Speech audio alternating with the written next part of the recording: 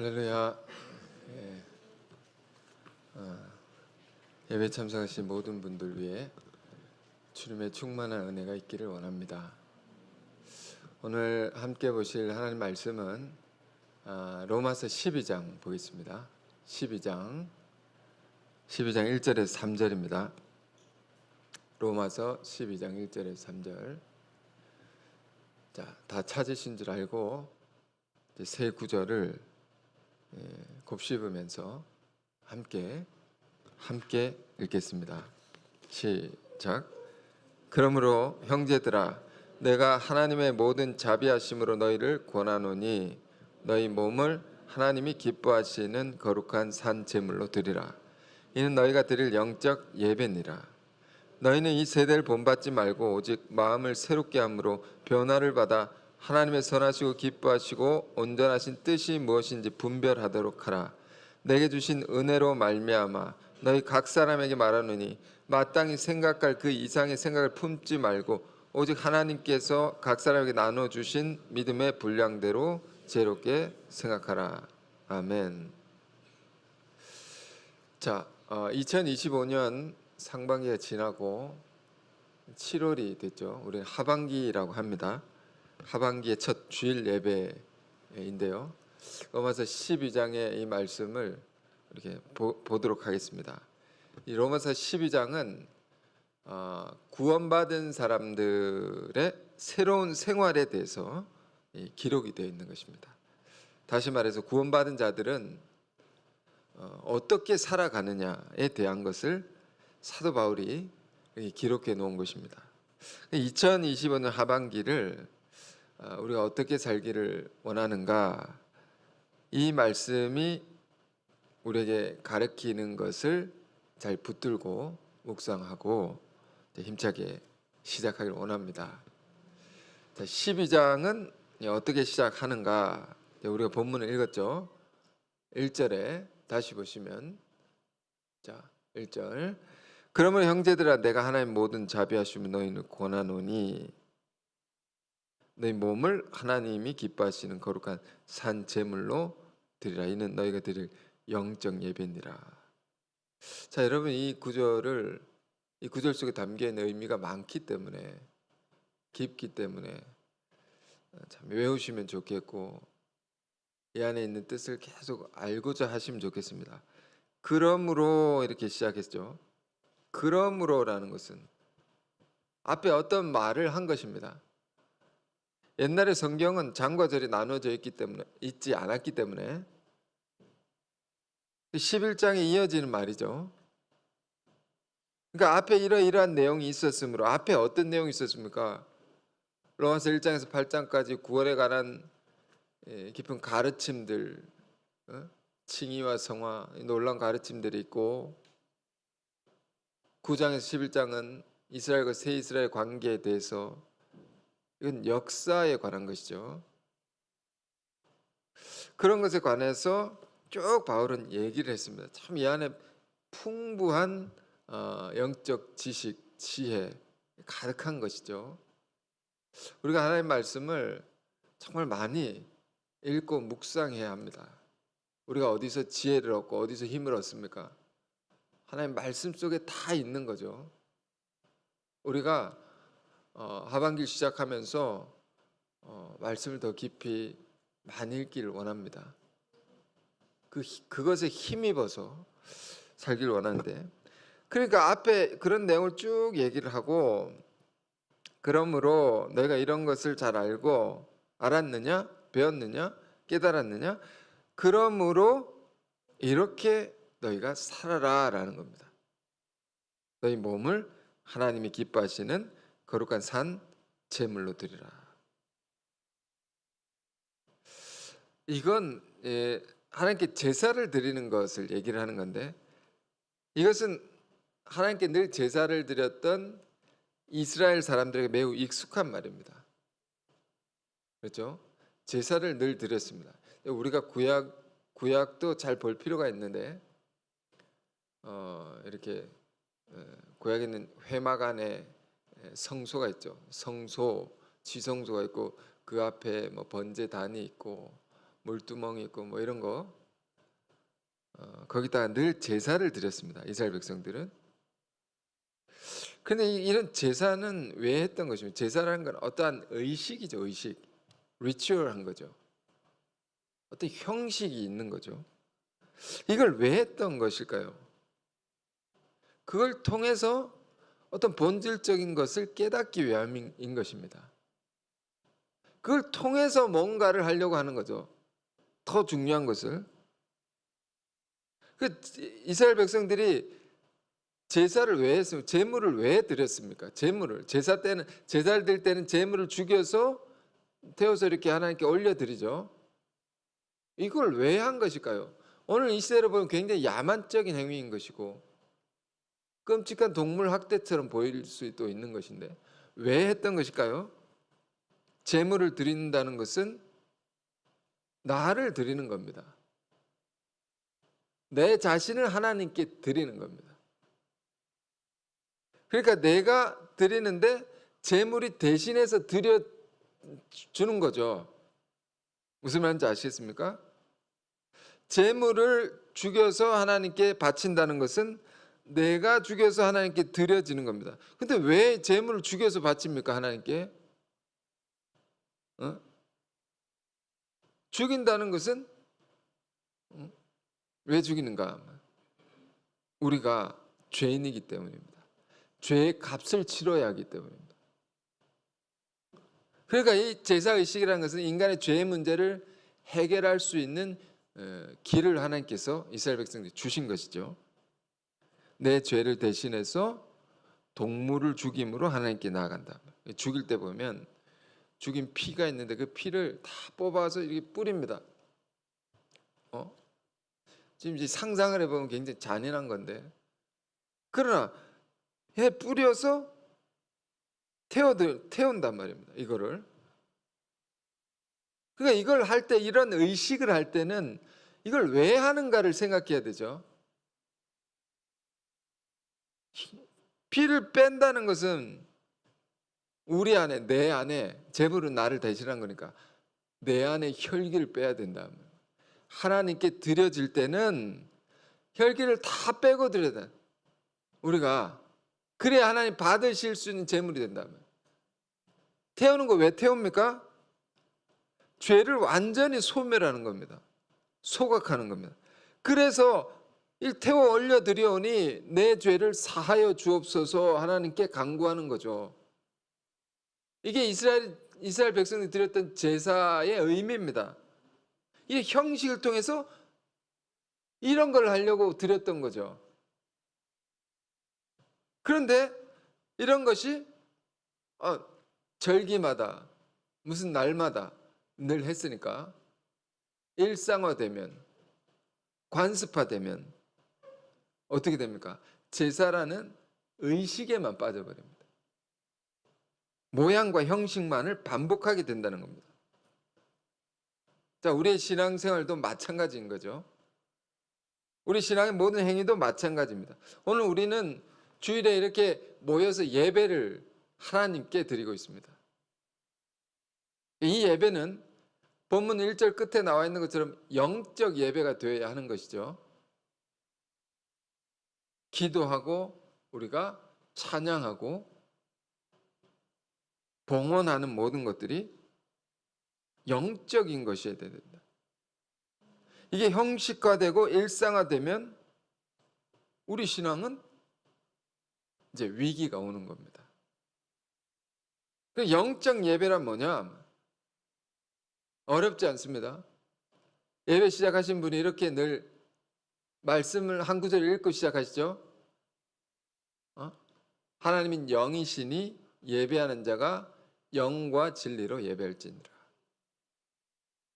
하나님 영이시단 말이에요. 영적인 것을 드릴 때 하나님이 받는단 말이에요. 근데 영적인 드릴 때 형식을 가지고 영적인 것을 본질적으로 올려드린다는 겁니다. 그러니까 이제 우리가 드린 예배가 어떤 예배가 되어야 되냐? 영적인 예배라는 것은 우리 이런 말이 있죠. 진심으로 드린다. 진심으로. 요즘 세상 사람들 많이 씁니다. 뭐뭐서 진심이다고. 진심, 진짜 마음으로 드린단 말이에요. 기도도 마음으로 하나님 마음을 담아서 드리는 기도. 중언부언하지 않고, 찬양도 하나님이 받으실 수 있는 찬양이 될 수 있도록 마음을 다해서 힘차게 부르고, 이런 게 예배입니다. 받으실 수 있는 예배라는 거예요. 봉헌도 내가 돈을 그냥 선심 쓰듯이 내는 게 아니고 구별하여 준비해서 예물과 함께 마음을 드리는 거죠. 받으시는 이가 있단 말입니다. 우리 예배 대상이 있다면 그 하나님께 마음으로 드려지는 것이 되어야 된다. 우리 예배가. 이걸 잃어버리면 부모님 따라 교회 나오고, 무엇 때문에 나오고, 죄를 지켜야 되니까 나오고, 그럼 신앙이 점점점 식어버립니다. 힘을 잃고 죽어버립니다. 그래서 지금 이스라엘 백성들이 바울은 유대인들을 염두에 두고 이런 말씀을 하고 있는 건데, 이스라엘 백성들이 늘 그렇게 짐승을 죽여서 하나님께 올려드린 제사를 드렸는데, 바울은 지금 무엇을 말하고 있냐면, 구원받은 자들은, 예수 피로 구원받은 자들은 예수께서 우리 모든 죄를 대신 지시고 속죄의 제물, 화목 제물이 되셨으므로 이제는 더 이상 짐승을 죽임으로 하나님께 올려드리는 제사를 드릴 필요가 없게 되었다 말이에요. 구약의 모든 제사를 예수께서 폐하시고, 이제 우리가 드리는 예배, 제사라는 건 어떤 것이냐? 죽이는 제사가 아니라 살아있는 제사, 살아있는 예배를 드릴 수 있는 자리에 우리가 있다 말입니다. 그런 예배를 우리가 하나님께 드려야 된다라는 겁니다. 그 살아있는 제사, 그는 어떻게 우리가 드릴 수 있는 거예요? 여기 보니까 너희 몸을이라고 있습니다. 몸을. 우리의 몸입니다. 몸. 자, 구원받은 이후에 제일 중요한 것은 이제 몸입니다. 몸. 은혜로, 예수의 피로 의롭다함을 받았죠. 죄인인데 의인으로 칭함을 받았죠. 그 이후에 중요한 건 뭐라고 했습니까? 우리의 몸. 우리 다른 말로 우리의 삶입니다. 삶. 우리의 삶이 죄를 짓지 않고 어떻게 잘 살아갈 수 있느냐, 거룩한 하나님의 뜻대로 살아갈 수 있느냐. 이 몸이 중요한 겁니다. 예수 피로 구원받은 자는 이 몸을 가지고 뭘 해야 되냐, 어떻게 살아야 되냐. 사도 바울은 로마서 5장에서 8장까지 그 방법에 대해서, 성화에 대해서 깊은 가르침을 주었죠. 이건 굉장히 중요한 말씀입니다. 너무도 중요한 말씀입니다. 사도 바울이 이 말씀을 해주지 않았다면 우리는 굉장히 혼란에 빠져 있었을 거예요. 예수 믿고 구원받았는데 무슨 회개의 기도를 하냐, 이런 잘못된 교회도 있죠. 죄를 지으면 막 살아도 하나님이 용서해 주실 건데 무슨 문제냐. 문제가 일어나죠. 혼란에 빠진단 말입니다. 우리 살아가는 삶의 습관이란 게, 죄를 짓는 게, 계속 습관적으로 짓는 게 있다는 겁니다. 아직 변화되어야 할 모습이 나에게 남아있단 말이에요. 죄 습관마저 고쳐나가야 할 우리의 몫이 남아있단 말입니다.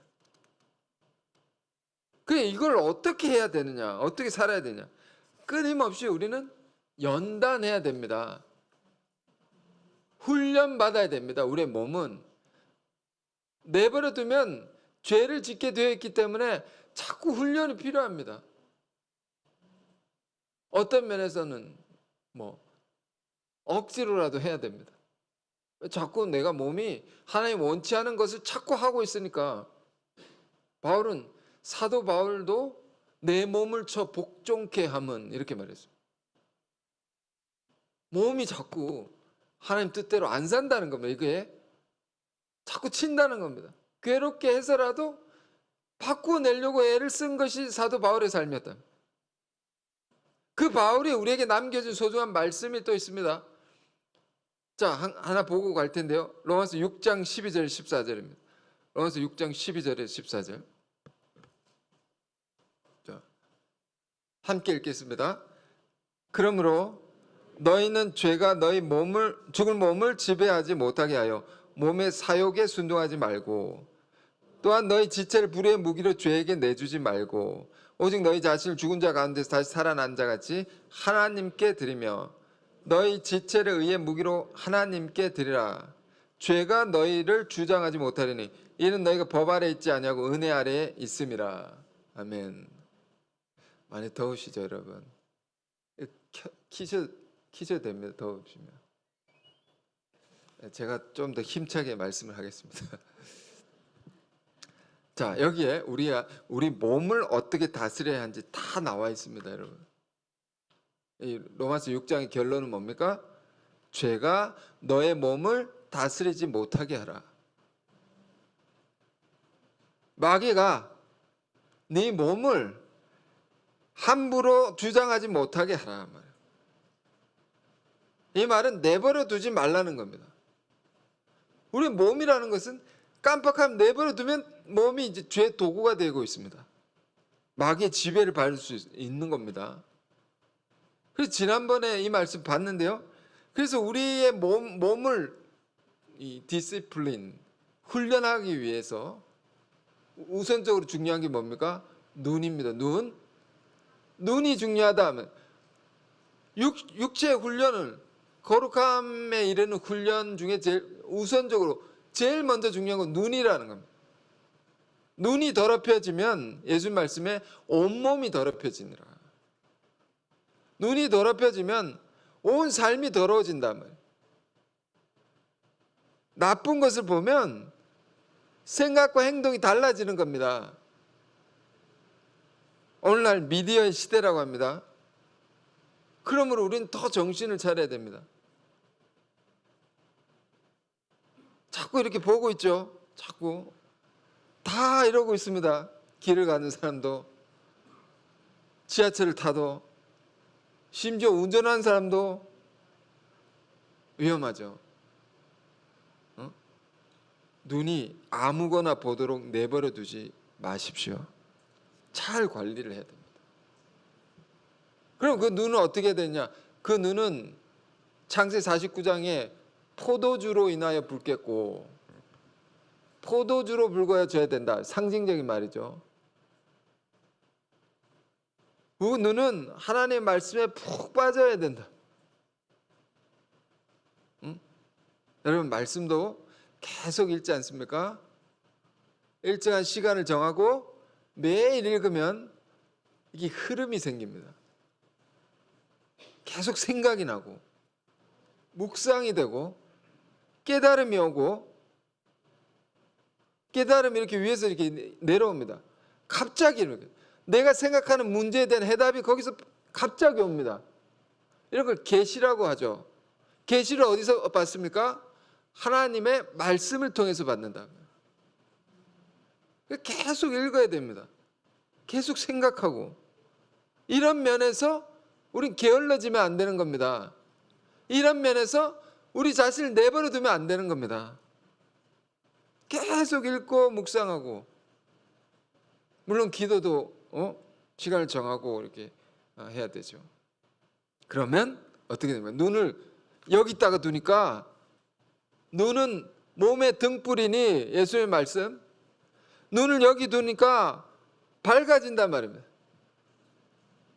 우리의 생각도 밝아지고 우리의 몸도 우리의 온 삶이 밝아진단 말이에요.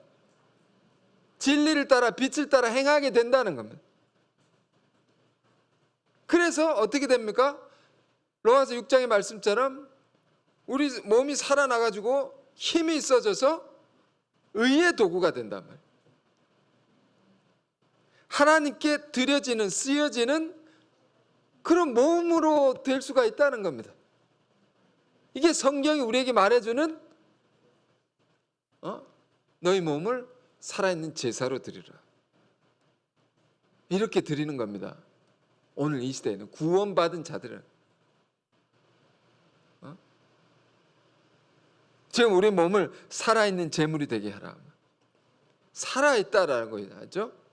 Living sacrifices. 살아있다는 게 뭡니까? 반대로 생각해 볼까요? 죽어 있다는 게 뭘까요? 제사를 드리는데 죽은 제사가 있다 말이에요. 늘 서두에 말했습니다. 우리의 신앙생활이 형식화되면, 일상화되면 예배가 누구 따라 드리고 드려야 되니까 주일이니까 어떻게 와야 되니까 오고, 이런 예배 하나님께서 지겹다고 하셨습니다. 너희 재물 타는 냄새가 지겹도다 말이에요. 너희가 건물에 오는 게 지겹다 이제. 이런 신앙이 되면 안 되는 거죠. 왜 이렇게 될까요? 이렇게 되는 것은 우리 신앙에 두 가지 중요한 게 있습니다. 우리가 주의 말씀을 깊이 묵상하지 않으면 형식적인 신앙을 하게 됩니다. 표면적인 신앙을 하게 됩니다. 성경은 어떻게 되어 있습니까? 문자로 기록되어 있습니다. 문자로 기록되어 있죠. 이게 까만 건 글씨지 않습니까? 흰 거는 종이요. 까만 건 글씨요. 그런데 눈으로 읽지만 뭘 봐야 됩니까? 이 문자 이면의 깊은 뜻을 알려고 해야 되는 거죠. 뜻이 담겨져 있다. 이걸 뭐라고 합니까? 고린도서 3장 6절 보면 영이라고 말합니다. 영. 이 영적인 것을 우리가 길어 올려서 먹고 살아야 된다. 그럼 우리가 살아난다는 겁니다. 그래서 성경을 계속 읽는 것도 중요하지만 그 뜻을 주야로 묵상하는 자로다. 복 있는 사람은 묵상을 해야 됩니다. 묵상을 해야 됩니다. 그렇지 않으면 형식적인 것을 벗어날 수 없다. 굳어져 버립니다, 신앙이. 두 번째, 너희 몸을 하나님이 기뻐하셔서 거룩한 산제물로 드리라고 했는데, 우리가 형식화되고 죽어버리는 굳어지는 신앙을 하게 되는 것은 우리의 몸을 드리지 않는 데 있는 겁니다. 몸을. 이걸 안 바꾸는 겁니다. 온라인 예배라는 거 있지 않습니까? 온라인 예배를 드리는데 우리가 오늘 미디어 시대에 너무 익숙해져 버리고 그냥 틀어놓고 다른 걸 하면서 예배 드린다고. 그 예배가 그렇게라도 안 드린 것보다 낫겠지만 여러분 그렇게 드리면 안 됩니다. 그것에 익숙해지면 안 됩니다. TV 보듯이 화면을 보고 저분이 나왔네 이러고 다른 거 하면서 라디오 듣듯이 시청하듯이 예배를 드리면 안 된다. 이런 것에 익숙해지면 안 된다. 특별한 경우를 제외하고는 우리 신앙이 몸을 들을 때 거룩의 체험을 할 수 있는 겁니다. 여러분 이거 잊어버리면 안 됩니다. 신령한 능력을 받을 수 없으면 우리의 몸을 하나님께 드려야 되는 거니까. 그러니까 우리 예배가 이 현장에 자꾸 나와야 되는 것이고, 그렇지 못한 사정이 있으면 이걸 기도하고 이 상황을 바꿔내려고 해야 됩니다. 그리고 우리의 몸으로 뭘 해야 됩니까? 주를 섬겨야 되는 겁니다. 뒤에 나오지만 이 직분이라는 게 중요한데, 섬기는 자리에 우리가 늘 있어야 돼요. 몸을 움직여서. 이거 그냥 다른 몸을 얘기하는 게 아닙니다. 이 몸뚱아리, 이래 예를 들어 몸뚱아리, 이걸 움직여야 된다. 그래야 형식화되고 일상화된 신앙의 위기에서 벗어날 수가 있는 겁니다. 살아있는 신앙이 되는 것이고 살아있는 예배가 되는 거예요. 영적인. 그러니까 이 껍데기 형식적인 거, 일상적인 거 깨고 나와야 됩니다. 우리가 하반기는 이런 걸 생각하고 시작하길 원하는데요. 이 몸이 살아있는 제물이 돼야 되구나. 이 몸을 하나님 받으실 수 있는 것으로 내가 드려져야 돼. 자꾸 움직여야 돼. 살아있다는 것은 움직이는 겁니다. 여러분 움직여야 돼. 예배를 드려도 아프리카 같은 곳에 가면 계속 2시간 동안 춤춥니다. 찬양하면서 계속 움직여야 됩니다. 우리가 이제 장로교 전통으로 예배를 드리지만, 그렇지만 여러분 눈치 보지 마십시오. 다윗은 바지가 내려갈 정도로 춤을 췄습니다. 미친 사람 소리 듣든지 무슨 상관입니까? 하나님 받으신 예배를 내가 드리느냐, 이게 중요한 거죠. 살아있다는 것을 자꾸 움직이는 겁니다. 나이가 든다는 것에 두드러진 현상은, 나타난 증거는 뭡니까? 이제 몸이 이렇게 안 움직이는 거죠. 움직이지 않습니다. 가만히 이렇게.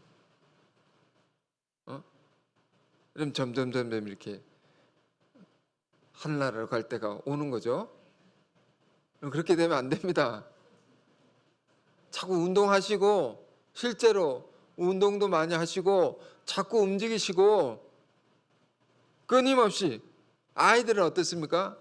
갓난아이가 움직이는 운동량이 레슬링 선수 움직이는 거, 운동하는 거 똑같다고 하지 않습니까? 계속 움직입니다. 이게 살아있는 겁니다. 계속 움직이란 말입니다. 자꾸 또 몸을 움직이기 위해서 섬기는 자리에 있고, 12장 뒤에 나옵니다. 뒤에 나오는데, 살아있다는 것은 우리에게 주신 주의 은사로 자꾸 섬기는 자리에 내가 나가는 겁니다. 그게 산재물도 우리가 드릴 영적 예배다. 자, 이런 예배, 이런 제사 하나님께 드리길 원합니다. 자, 그래서 1절 읽었죠? 2절을 보겠습니다. 너희는 이 세대를 본받지 말고 오직 마음을 새롭게 함으로 변화를 받아 하나님이 선하시고 기뻐하시고 온전하신 뜻이 무엇인지 분별하도록 하라. 자, 우리는 서두에 말씀드렸습니다. 그리스도인들의 새로운 생활에 관해서 지금 바울이 12장에 얘기하고 있다고 했죠. 새로운 생활, 우리의 삶이 새로워지는 것에, 새로운 삶을 살아가는 법에 대해서, 방법에 대해서 다 얘기하고 있는데, 새로운 삶을 살기 위해서는 2절에는 뭐라고 말합니까? 그러기 위해서 이 세대를 본받지 말라고 말하고 있습니다. 이 세대를 본받지 말라. 이 기독교가 직면하고 있는 가장 위험한 것이 뭘까요? 오늘 이 시대에 우리 믿는 자들이 직면하는 제일 큰 위험한 거, 세상에 물드는 겁니다. 죄악된 세상의 문화에 영향을 받아서 거기 동화되어 버리는 것입니다. 그래서 끊임없이 우리가 경건의 훈련을 하고 하나님의 말씀과 기도로 거룩해지는 노력을 해야 되는 거죠. 그래서 자꾸 물든단 말입니다. 미디어 매체를 통해서. 노노에 보면, 노노라는 유명한 책이 있습니다. 공자가 제자랑 대화하면서 대화한 내용을 책으로 만든 유명한 가르침이 있습니다. 그 가르침 중에 이런 말이 있습니다. 좀 문자를 써서 죄송하지만 많이 들어서 아실 수도 있습니다. 군자는 화희부동이다. 군자라는 것은 매우 고상한 사람 말이에요. 우리 예수 믿는 사람들은 고상한 사람입니다. 고상한 진리를 알고 고상한 은혜를 받은 사람들이기 때문에, 군자는, 예수 믿는 사람은 어떻게 살아야 되냐? 세상 속에서 화희부동이다 말이에요. 화희, 어울리는 걸 말합니다. 같이 어울리는 겁니다. 우리가 산속에 살지 않습니다. 섬에 떨어져 살지 않습니다.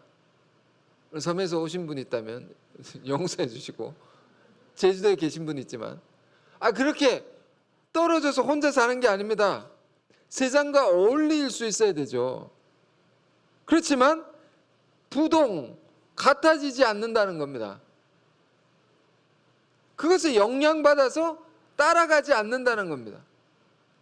우리 그리스도인으로서의 주체성을 가지고 세상 것과 하나님의 것을 잘 분별해서 지킬 것은 지켜야 되고 아닌 것은 쳐낼 수 있고.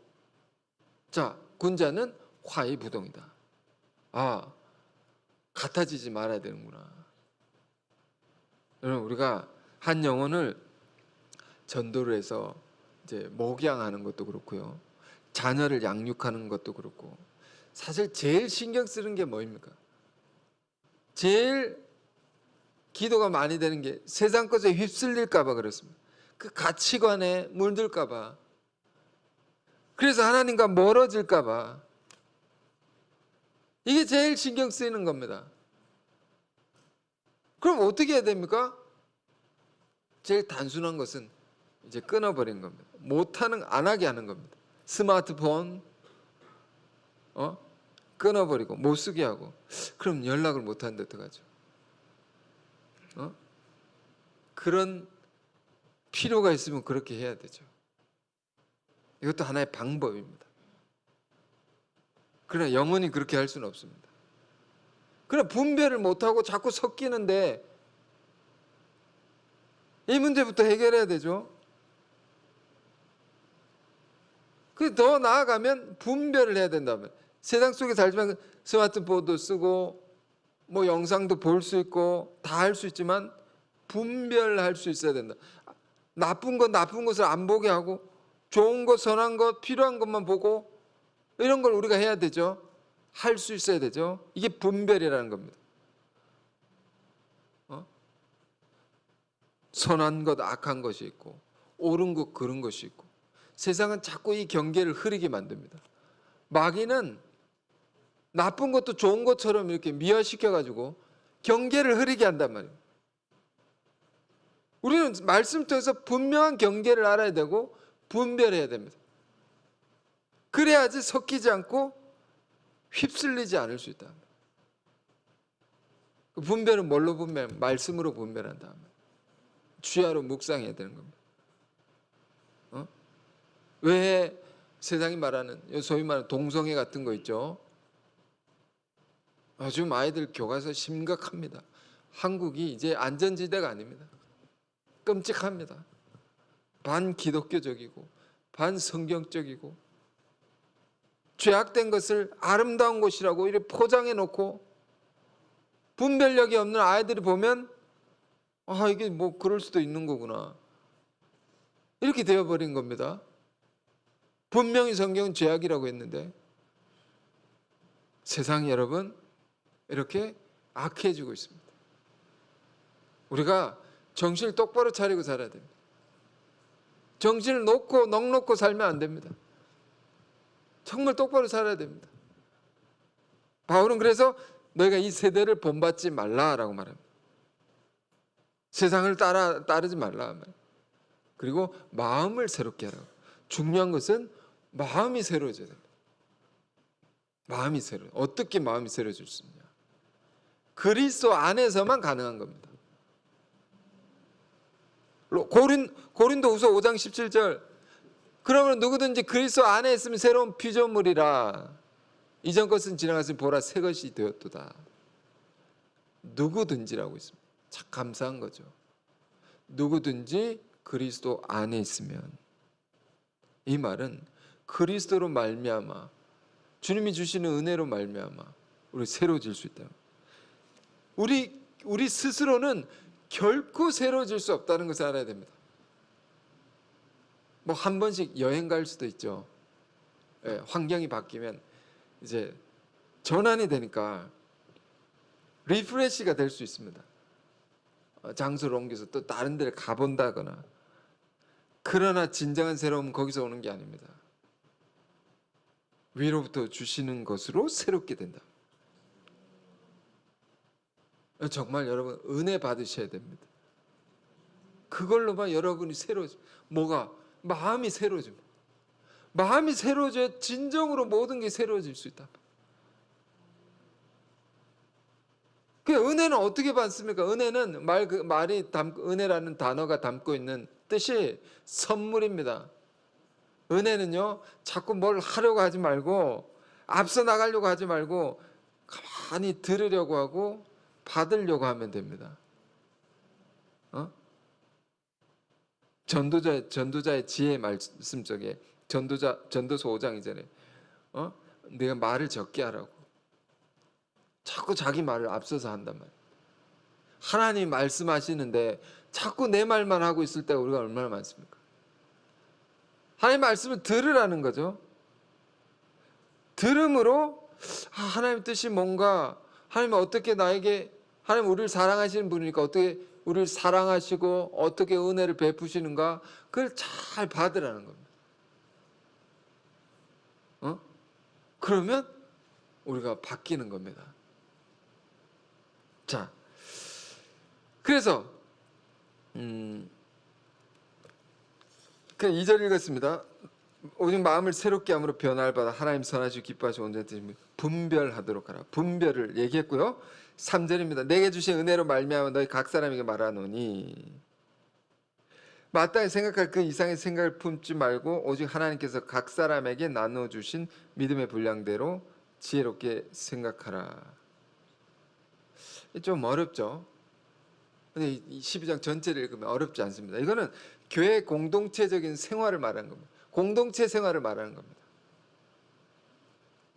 우리가 예수님의 피로 은혜를 받죠. 은혜는 공통적으로 다 받는 것입니다. 그런데 은혜 받은 사람에게, 각 사람에게 나눠주시는 것이 은사입니다. 영어로 gift. 모든 은혜 받은 사람들 안에는 gift, 은사가 다 있다는 겁니다. 이 개별적으로 고유한 것이고, 그럼 우리가 흔히 말하는 재능 이런 거, 그 사람이 가진 기질, 특별한 거죠. 달란트라는 표현도 있습니다. 이런 거를 은사라고 합니다. 다 있습니다.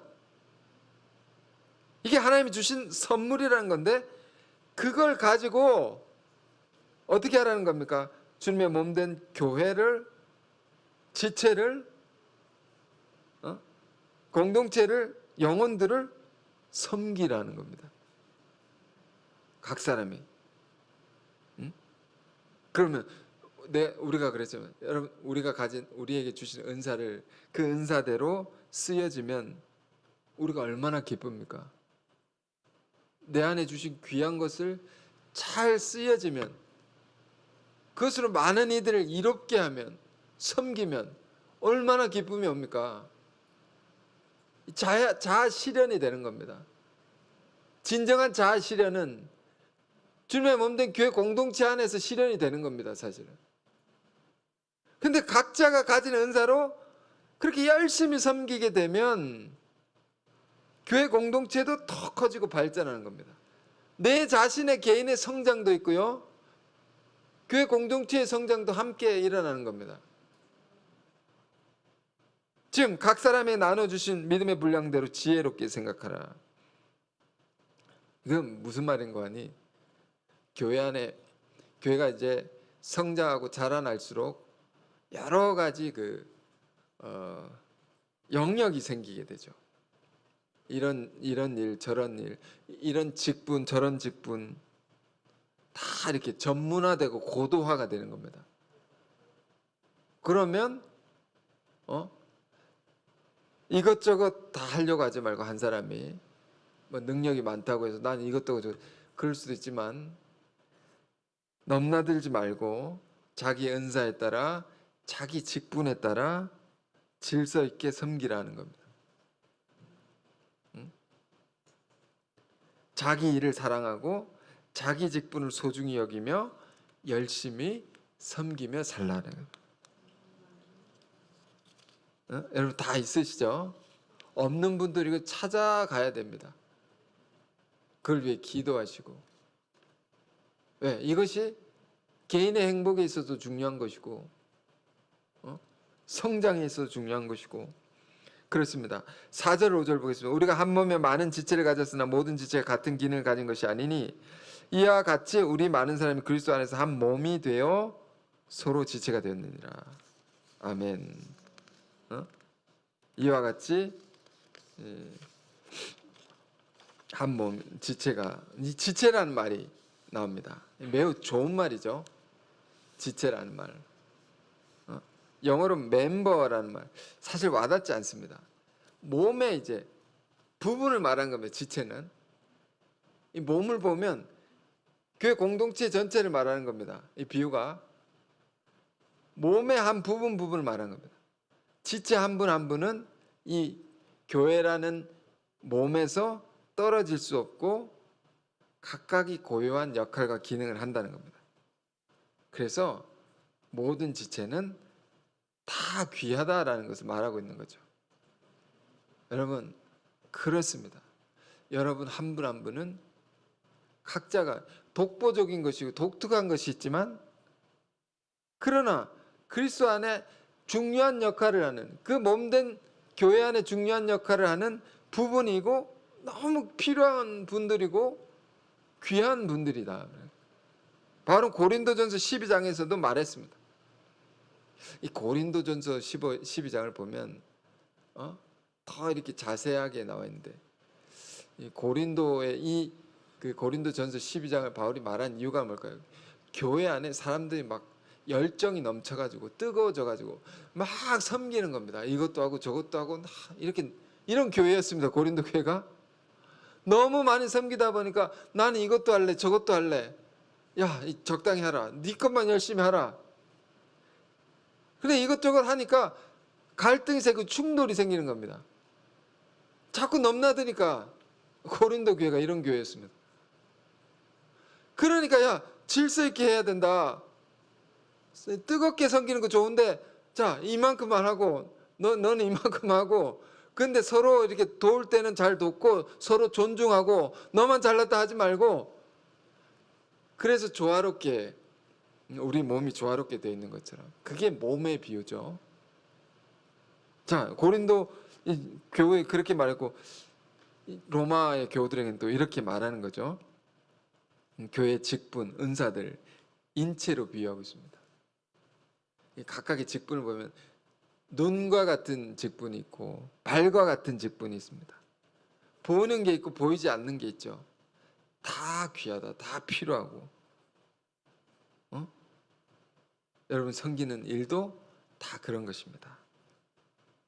그래서 그 섬기는 일이 뭐가 있는지 바울은 6절에서 8절에 설명합니다. 우리에게 주신 은혜대로 받은 은혜가 각각 다르니 다 다른 겁니다. 다시 말씀드리지만 자기 은사를 발견해야 됩니다. 다 있다는 겁니다. 다르니 혹 예언이면 믿음의 분수대로, 섬기는 일이면 섬기는 일로. 기도하시는 분이 있고, 정말 집사 직분으로 섬기는 분도 있고, 가르치는 자는 가르치는, 말씀을 가르치는 분이 있고, 위로하는 자는 위로를 잘하는 분도 있다. 그 사람만 옆에 있어도 위로가 되는 분이 있다. 이것도 은사인 겁니다. 구제한 자는 성실함으로 늘 남을 돕는 분이 계시고, 다스린 자는 부지런함으로, 대표 리더분들은 부지런해야 됩니다. 긍휼을 베푸는 자는 즐거움으로, 어려운 사람 돕는데 억지로 이렇게 도우면 안 됩니다. 인상 쓰고 도우면 안 됩니다. 즐거움으로 할 것이라. 자, 이렇게 바울이 이렇게 세세하게 얘기했습니다.